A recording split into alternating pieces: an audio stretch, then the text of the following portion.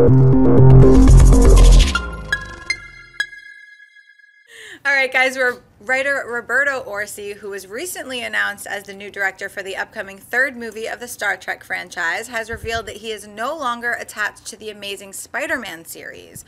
Orci, who co-wrote The Amazing Spider-Man 2, was previously announced to be part of the ongoing brain trust to write and develop Spider-Man 3 and 4, as well as Sinister Six and Venom movies.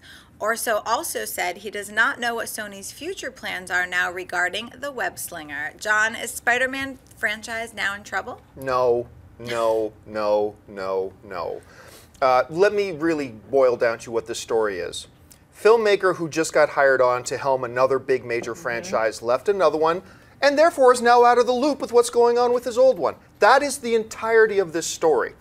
There are a lot of sites and blogs and Twitter accounts starting like running headlines. Future of Spider-Man now in question, or in doubt, or a fog of uncertainty. I saw that one. A fog of uncertainty. That's good. Floats over the Spider-Man franchise. Jedi powers, yeah. And it's like, really? Based on that comment? No, it's Roberto Orci got hired on to be the director for the Star Trek franchise. So he's gone. Now, we also got to keep in mind here that as much as we all like to hum and haw about the failures of Spider-Man 2 and stuff like that, it made over $700 million worldwide. Yeah. Now, also keep in mind, the majority of the critics gave it positive reviews by the narrowest of margins, got like 53%. The audience reviews was 70%. I'm one of those types of guys that I did like Spider-Man 2. There are some people at the table that didn't. That's all cool. But we can all agree it was a major step backwards from the first Amazing Spider-Man. Absolutely. But it's made $700 million. This franchise is not in trouble. Sony, they might be reevaluating what to do now that Orci's gone and how they're going to handle it. But no, this thing is moving forward. There is no cloud of uncertainty. Anyway, Dennis, you saw the story. What are your impressions of it? Well, I'm also one of those people who didn't hate Amazing Spider-Man 2. I was disappointed with it. But I think, it is more about him being a director. First of all, it's his first time directing. Anything. Yeah. And let alone a huge franchise like Star Trek. And then secondly, people have to understand that directing takes up a lot more of your time and energy than something like writing or producing. Like you'll see a bunch of producers' names on various different projects all going at the same time. Like big producers will have their name on several large movies a year. Same with writers. Directors, you got to take it from the beginning all the way to the end. So it's just a bigger thing. So I think he's just trying to focus on something that is probably something brand new to him, and he doesn't want to fail at it. And then in terms of Spider-Man, no, they're not in trouble. I think they should concentrate, though, more on making a good movie. Making good movie? Yeah, making a good movie and focus on the story first versus the franchising. I mean, it's obvious from the second movie, it was like all they thought about was Spider-Man 3, Sinister Six, and Venom. They're just like, how do we use this movie to catapult ourselves into other ones instead of thinking about how do we make this movie good? To your point about how all-encompassing being a director is, and Schnepp can probably speak to this even better.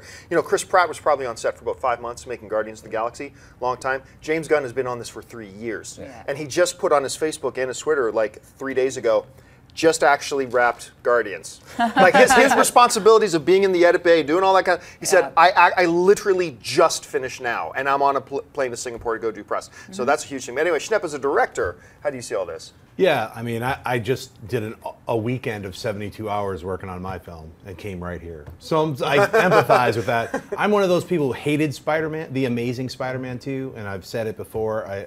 I just think it's a horrible movie. And you're not alone. You're not alone. It's so for Orci to leave, yeah, it's definitely he's doing Star Trek 3, so it makes a lot of sense. He's gonna have to put all of his concentration on that. But you know, the brain trust, it's called the anti-brain trust. Fire everybody. You know, whatever the brain trust is, obviously didn't work. A really horrible, uneven film that'll go down. It's the Batman and Robin of 2014. That's all I got to say about that. So. Mary? Well, I didn't hate it quite as much as you. I didn't hate it either. Spider-Man 2, that is, The Amazing Spider-Man 2. I think the only thing to add is when you actually read his comments that he made, they're very innocuous, and it's not like he came out and said, you know, I don't know what their plans are and the future's looking shaky for them. He said, I haven't been involved in, you know, a minimum of 2 months. And how is he really going to know the inner workings of the entire franchise? He's not an executive producer. He's not in development. He's not at the studio working with them day in, day out. So even if he had some sort of inclination just as a hunch, he wouldn't really know. He's not on the inside track when it comes to that stuff. Also, he's you know, you said he's working on Star Trek. He's busy with that. But also, you know, The Amazing Spider-Man 3 was pushed back to 2017, I think now. So they don't really know what is going to come next. Is it going to be a Venom movie? Is it going to be Amazing Spider-Man 3? Is it going to be Sinister 6 and then Amazing Spider-Man 3? So we don't even know any of that yet. So to say that the whole franchise is in jeopardy, I think is a little rash. And let's remember his now former writing partner, Alex Kurtzman, he's still on.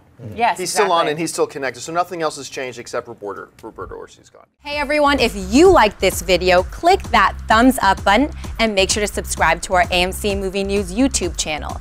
It's free and helps you stay up to date with all the latest movie news, as well as our daily AMC movie talk show.